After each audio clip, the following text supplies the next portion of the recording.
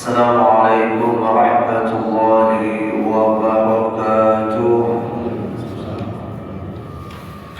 Alhamdulillah, alhamdulillah hamdan yunawwiru bihi al-qulub wa yunaqqiha bihi an kulli syub. Asyhadu an la ilaha illallah wahdahu la syarika lah fi 'ilmihi syahadatu wal ghuyub. وأشهد أن سيدنا ونبينا محمدا عبده ورسوله الحبيب المحبوب. اللهم صل وسلم وبارك على سيدنا محمد شافي العلال وفرج الكروب وعلى آله وصحبه ومن إليه منسوب. أما بعد، سبحانك لا علم لنا إلا ما علمتنا إنك أنت العليم الحكيم. لا حول ولا قوة إلا بالله العلي العظيم. نوينا التعلم والتعليم والتدبر والتذكير والنفع والانتفاع والإفادة والاستفادة والحث على التمسك بكتاب الله وسنة رسول الله صلى الله عليه وسلم والدعاء إلى الهدى والدلالة على الخير ابتغاء وجه الله ومرضاته وحبه وثوابه.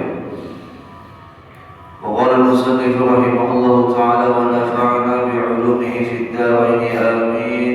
رضي الله عنا وعنهم إلى القول علم قلة نهوض العباد إلى معاملته فأوجب عليهم وجود طاعته فساقهم إليها بسلاسل الإيجاب.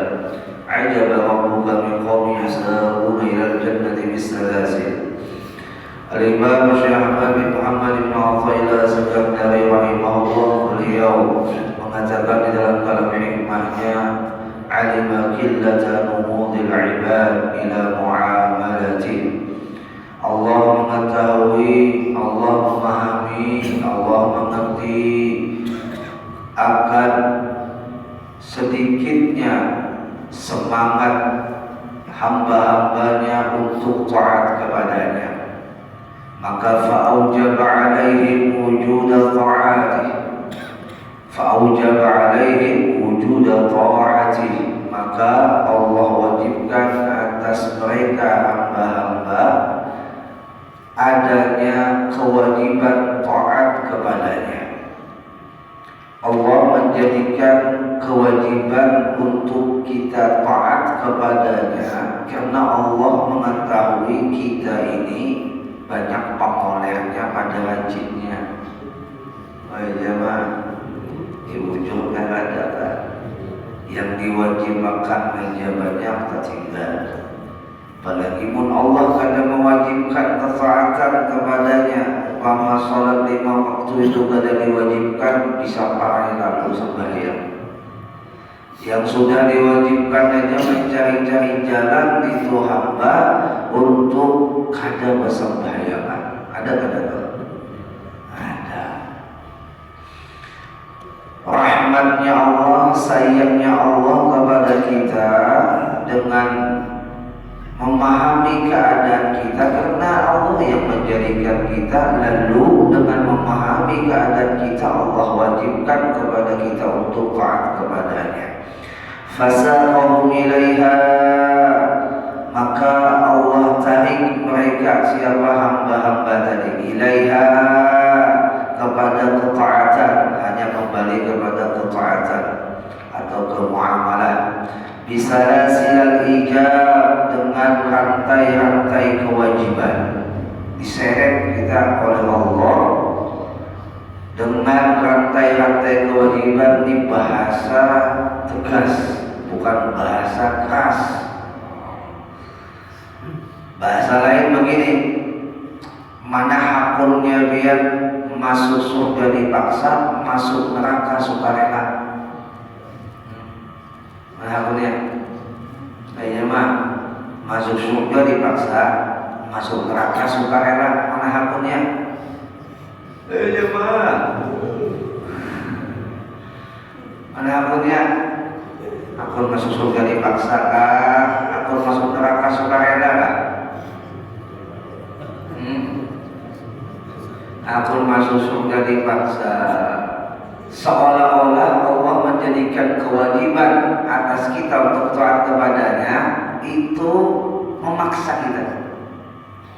Karena wajib itu artinya mewajibkan, untuk memaksa untuk orang untuk melakukannya. Lebih baik dipaksa Allah kita masuk surga dengan adanya kewajiban ketimbang kita masuk neraka subhanallah. Nauzubillahi min dzalik.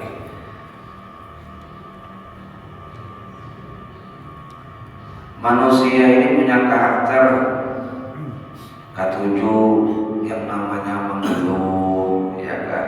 Ketujuh yang namanya koler, ketujuh yang namanya menunda-nunda. Itu karakter manusia.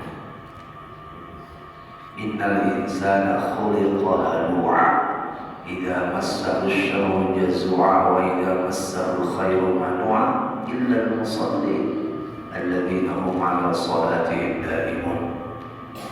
Allah sudah sebutkan di dalam Al-Quran, sesungguhnya manusia itu dijadikan khuliqa halu'a, ketujuh mengeluh, uyuhnya, lapahnya, ya kan, sakitnya, pahitnya, pedihnya. Padahal lapah, uyuh, padih yang diucapkannya itu kada seuyuhnya mengejar dunia. Itulah manusia yang diberikan oleh Allah ujian nafsu di dalam dirinya. Lalu ketika dihadapkan kewajiban taat kepadanya yang cuma 5 waktu dalam sehari semalaman, dia mengeluh uyuhnya, lapahnya. Tapi ketika dihadapkan pegawai seharian semalaman, ada uyuh, ada lapah, malah dicari-cari, ada lagi gawian digawinya.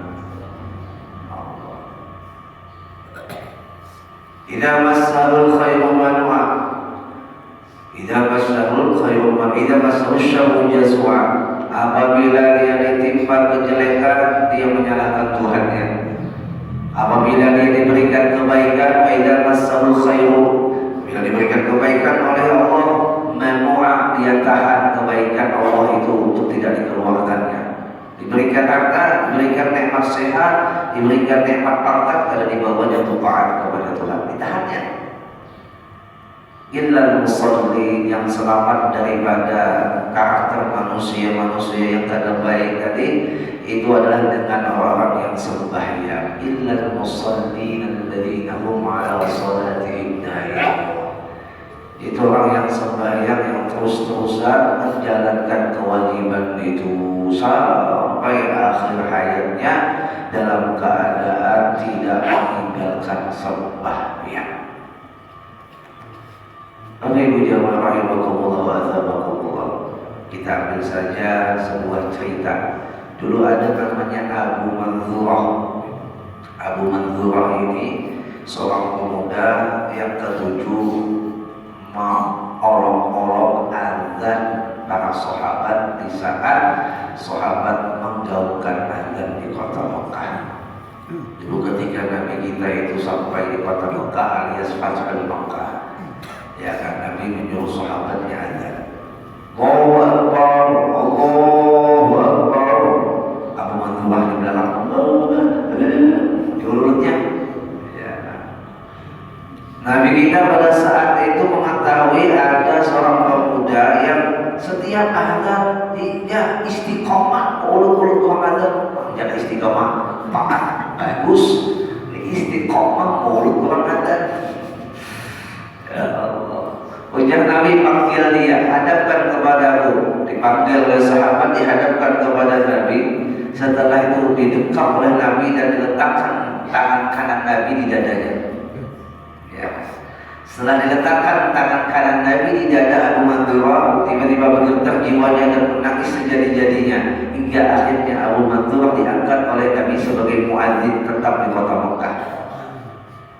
Kalau Allah menghendaki orang itu masuk ke surga dipaksa dengan cara yang Allah kehendaki, baik melewati Nabi, baik melewati syariat yang ditetapkannya.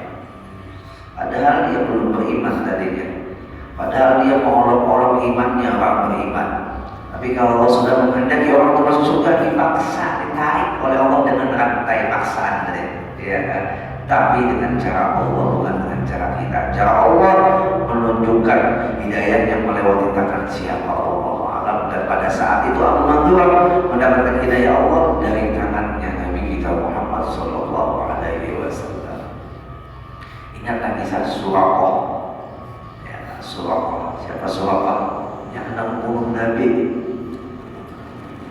Pakai kuda, bawa pedang, sudah parat dengan jasad atau tubuh Nabi, hendak ditebaskannya itu pedang. Tiba-tiba kudanya terperosok jatuh. Suraqah dibantu oleh Nabi, dinaikkan ke kuda dan ditebas lagi, jatuh pula sampai 3 kali, sampai akhirnya Suraqah ditarik oleh Allah secara paksa untuk masuk ke dalam surganya dengan diberikan hidayah melewati kejadian-kejadian tadi. Subhanallah. Kayak lihat deh, Allah menghendaki biar mendapatkan kemuliaan hidup, keberkahan hidup, mendapatkan surga yang nantinya insya Allah Allah berikan kepada biar. Allah paksa biar bangun subuh dengan cara apapun.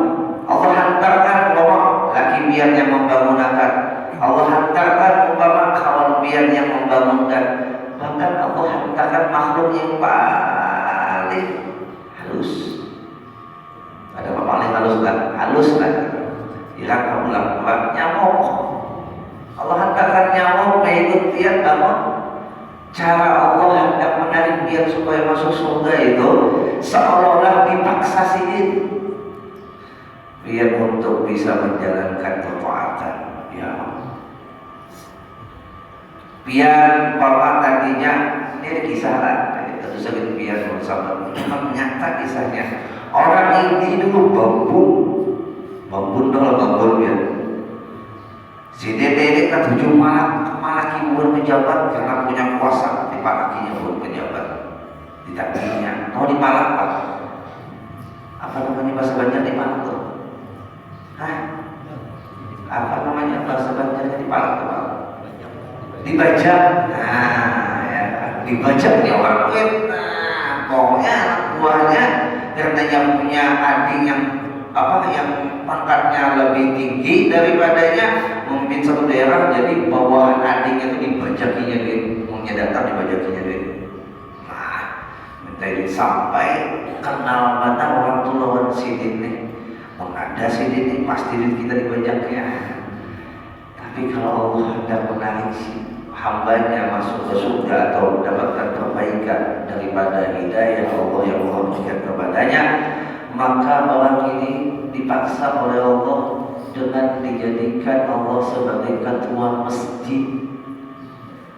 Terbayanglah biar bekas orang mampu membaca ulang, tiba-tiba diangkat di kampung jadi ketua masjid. Allah hendak memaksa sidin supaya dapat hidayah darinya, supaya orang ini selamat jalannya, supaya orang ini masuk surga bersama orang-orang yang dipilihnya. Hingga akhirnya Allah pilih orang yang jadi ketua masjid. Selama jadi ketua masjid tunggal mata kebiasaan buruknya hilang. Kenapa? Sumpah. Awalnya itu sumpah jadi ketua masjid pun masih mabuk. Sumpah jadi ketua masjid pun masih memalang orang. Ya, hampir biar bininya kehilungan, kayak itu biar baik sampai mati jadi ketua masjid. Ya Allah. Jadi ada saja cara Allah hendak membuat hamba itu supaya selamat, baik dengan dijadikannya kewajiban untuk kita melaksanakannya. Jadi kewajiban itu secara zahirnya imam itu paksaan, tapi secara hakikatnya di balik paksaan ada rahmat Tuhan yang sangat luas. Mama kita memaksa kita belajar lagi harus kesan apa? Kesan apa? Dasar supaya kita selamat.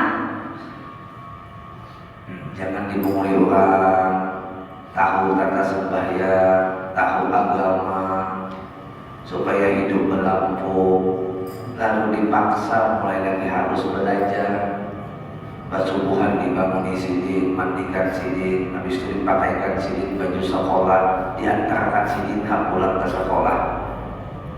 Dipaksa, ditarik kita lagi harus supaya apa? Supaya kita tahu yang namanya ilmu agama.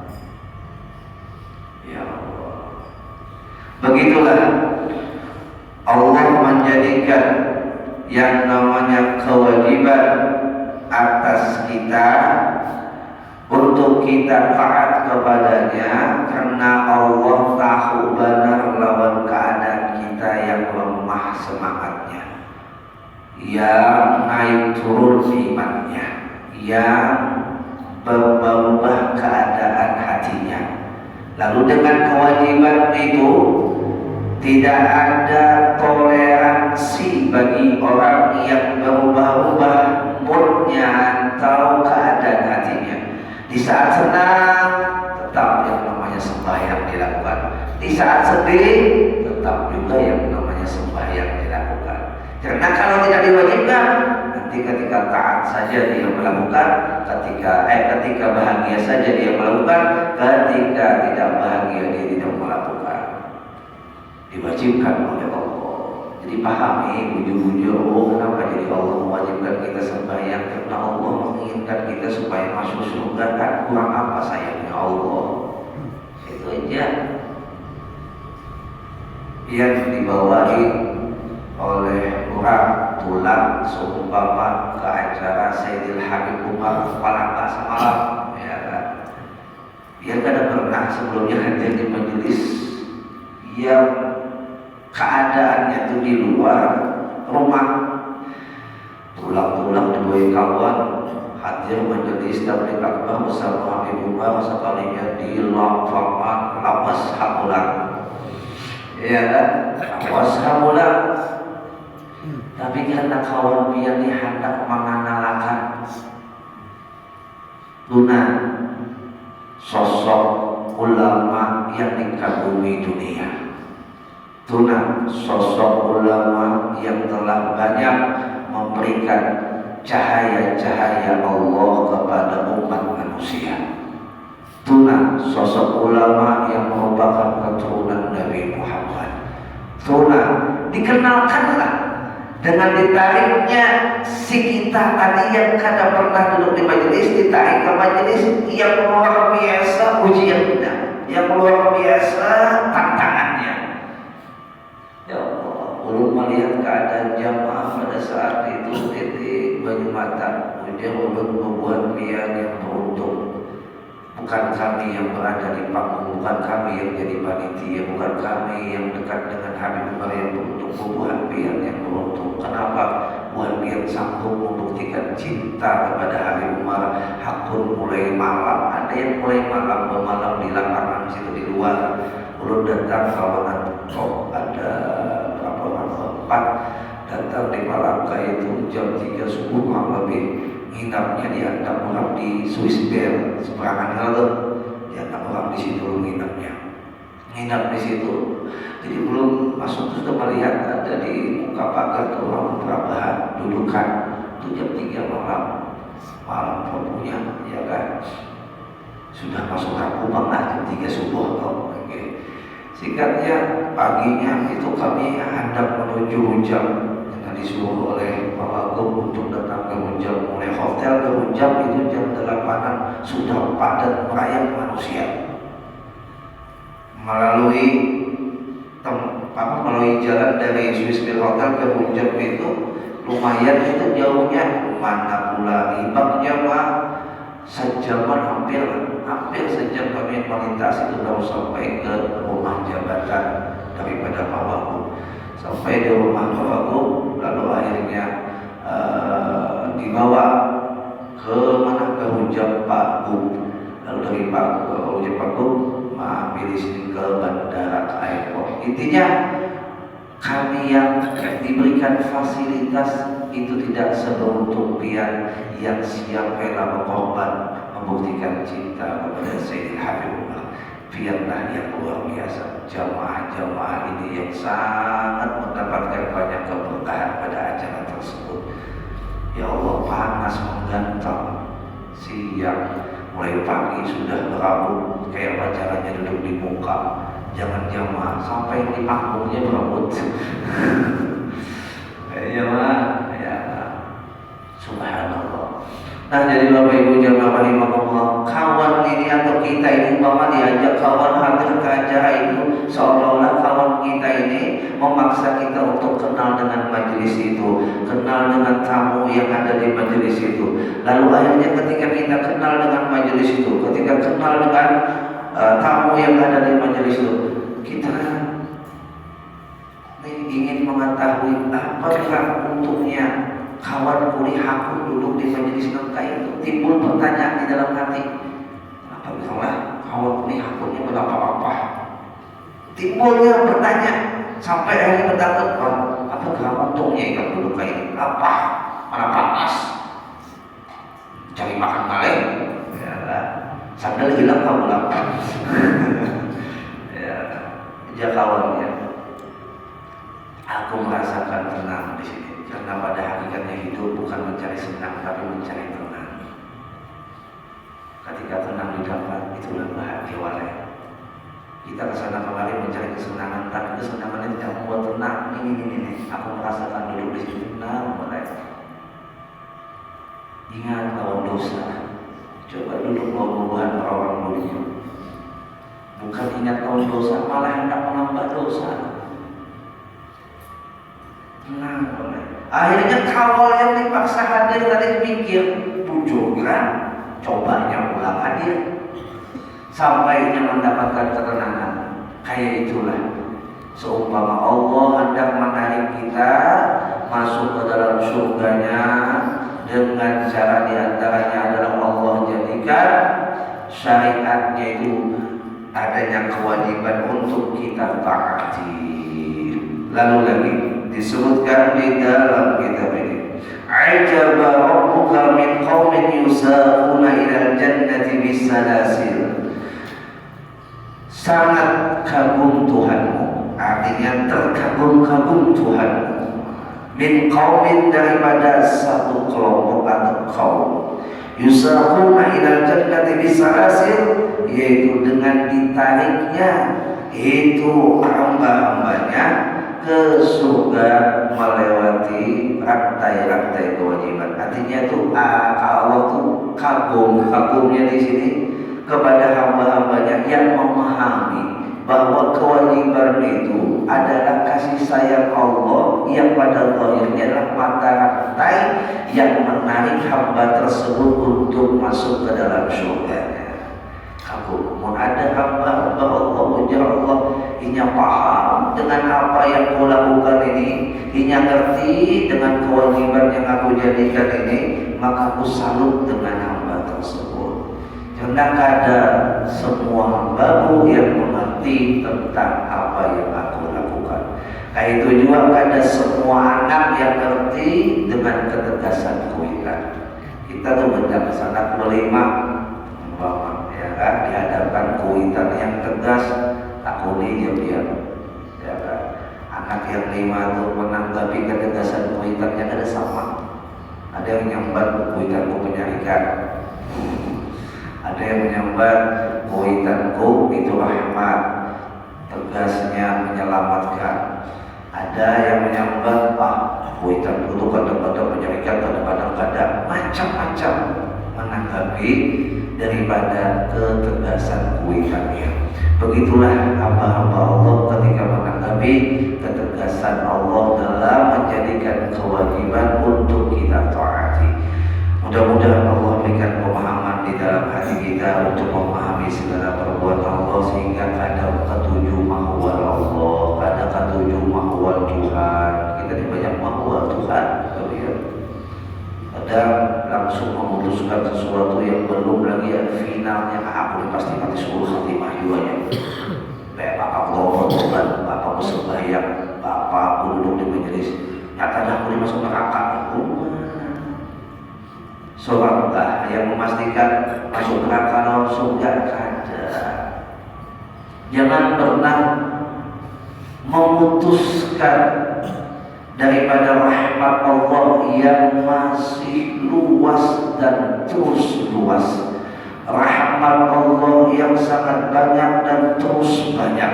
Arti masih banyak, kita masih hidup di dunia. Terus banyak ketika kita di akhirat mendapatkan rahmat itu tidak terhitung lagi banyaknya. Di mana? Di saat kita masuk ke dalam surga. Bahkan masuk ke dalam neraka pun itu ulama tasawuf mengatakan adalah rahmat Allah.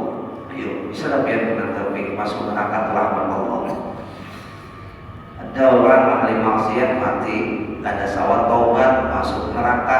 Punya ulama tasawuf ahli maksiat yang ada sawah taubat masuk neraka ini adalah rahmat Allah lah yang membawa dia masuk ke dalam neraka.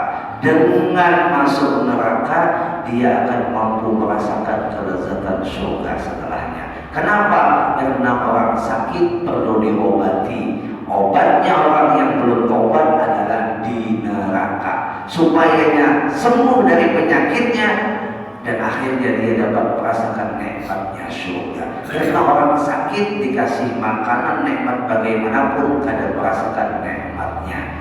Itulah keadaan orang yang ahli maksiat yang ada sempat tobat, dia akan digembleng, diobati, dibersihkan penyakitnya supaya setelah bersih dia diangkat lalu dimasukkan ke dalam surga. Nikmat surga dia dapat merasakan. Rahmat ada. Rahmat Allah.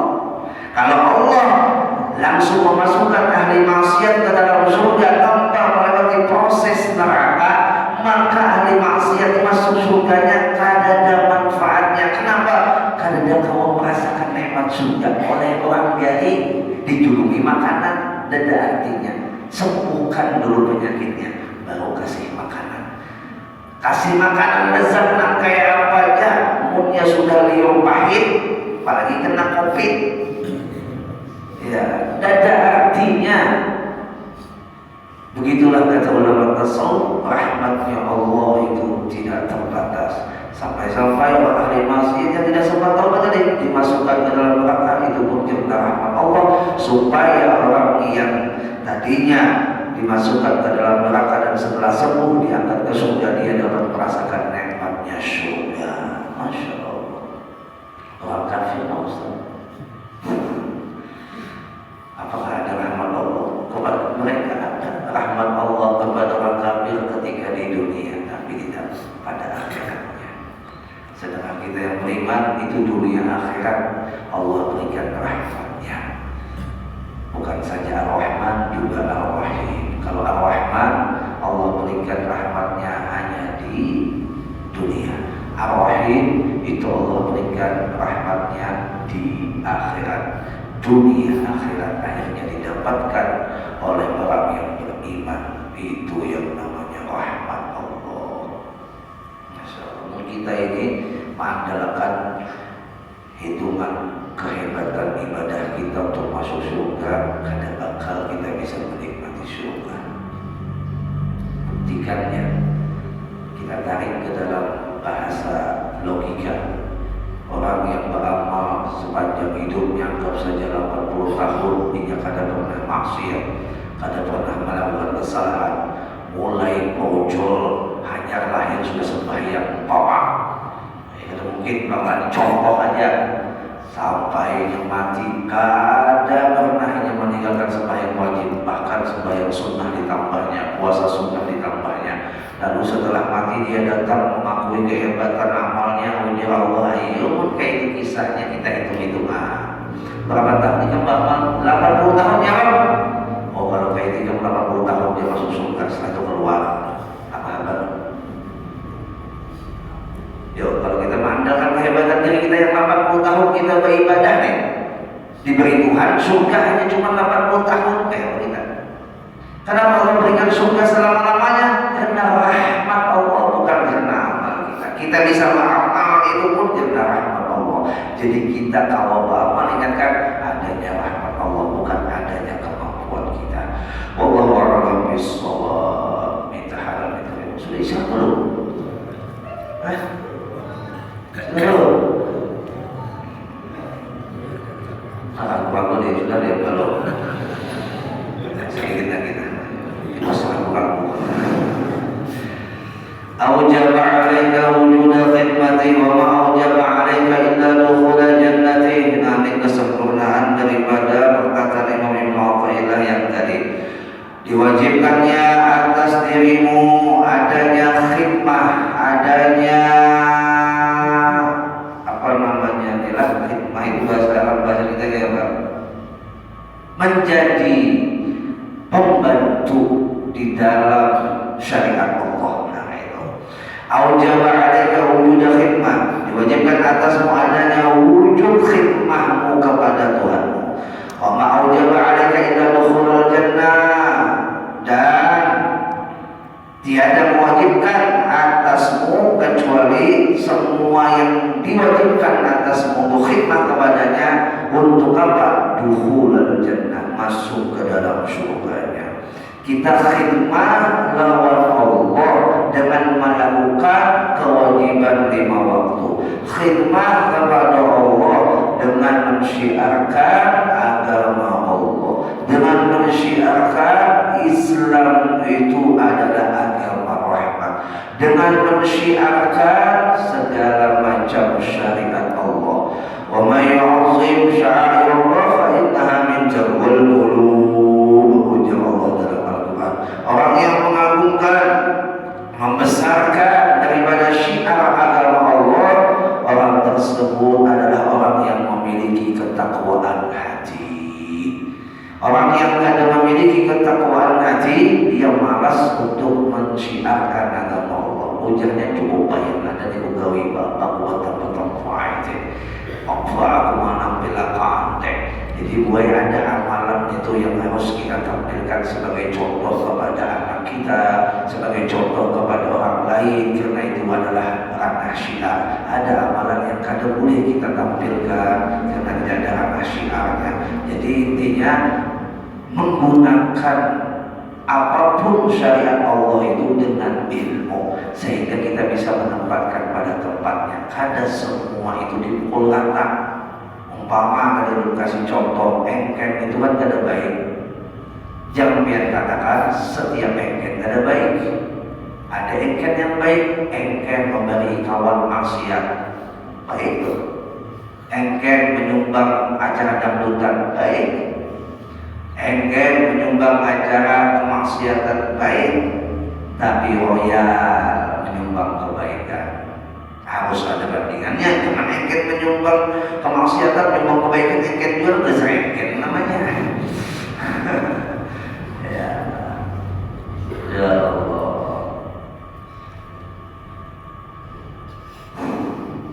Subhanallah. Jadi Bapak Ibu jamaah rahimakumullah wa azabakumullah, syiar agama Allah diantaranya yang harus ditampakkan seperti kita menjadi orang yang diikuti orang. Diantaranya adalah kita sebagai orang tua buat anak-anak kita. Pastinya anak-anak kita kada jauh-jauhnya mengikuti orang, pastinya mengikuti orang yang barak. Siapa kuitan yaitu kita. Jadi kita boleh mensyiarkan sedekah kita di hadapan anak, menampakkan ibadah kita di hadapan anak. Bahkan disuruh oleh ulama-ulama kita mengkawas sembahyang di hadapan anak. Jadi langsung mencontohkan di hadapannya. Jangan di hadapan anak sembunyi-sembunyi sembahyang di hadapan orang bertampai. Nah, itu boleh tabarek namanya. Di hadapan anak bersedekah, anak duit, sedekah anak sumbang. Ya, ngajari anak menyumbang, ngajari anak punya sifat dermawan. Itu pula ngajari anak puasa, ya kan, sahur diangkat, ditampilkan sahur bersama, ditampilkan cara berpuasa. Itu pula anak supaya belajar, seorang belajar di hadapan anak, andap meja, andap buku kitab baca, bapak pian lagi belajar, ya pasti mumpati. Pasti mumpati. Munnya kita ada pernah belajar di hadapannya, yang menganggap apa kita ada belajar dia. Nyawa anak sembahyang, seorang ada pernah sembahyang dilihatnya, pasti sahabatnya apa kita ada sembahyang. Ya. Jadi dengan cara kita menampilkan kebaikan kita di hadapan anak, itu bukanlah faktor ria, itulah faktor kita disuruh untuk menjadikan tauladan kepada anak kita, contoh yang baik kepada anak kita. Jangan kisah tawadu di hadapan anak, mabuk teknik di hadapan anak, sembahyang bersembunyian, umak namanya tuh. Ya Allah. Bahkan anak jarak. Anak dilajari mulut-mulut orang gila, dilajari mulut-mulut orang tua, pas orang yang dulu-dulunya. Jangan kita mencontohkan yang kada baik.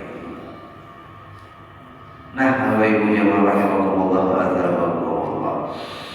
Jadi orang yang telah mewujudkan khidmahnya kepada Allah oleh sebab Allah mewajibkan atasnya untuk menjadi khadim untuk agamanya, maka itu tidak lain kata Imam Ibn Athaillah seolah-olah Allah mewajibkan orang tersebut untuk masuk ke dalam surganya.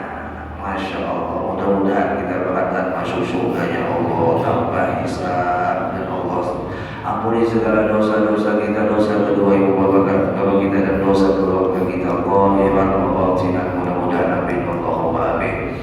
Bapak Ibu yang rahimakumullah wa ta'ala, sebelum tutup dengan doa, ulun banyak minta maaf, minta alhamdulillah dari dua pertemuan kita kada bertemu, ya kan, insyaallah bulan nih minggu ke depan 2 kali pertemuan lagi kada bertemu.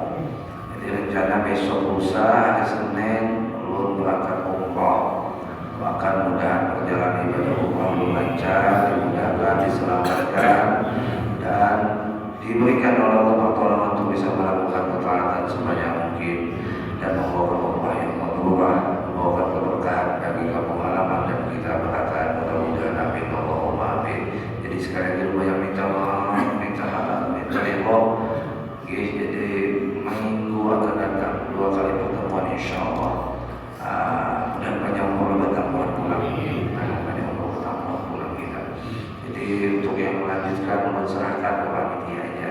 Kalau ada yang pulang di depan, kalau dikendaki, kalau ini mengendaki kena nepotisme. Jadi menserahkan ke panitia. Kata Ayu Ustaz itu ya nyawa adiknya. Nah, yang ngalih, jadi serahkan ke panitia. Jadi kan yang mewalun lah, panitia yang nyawa. Ta'ala dari Allah yang terbatin,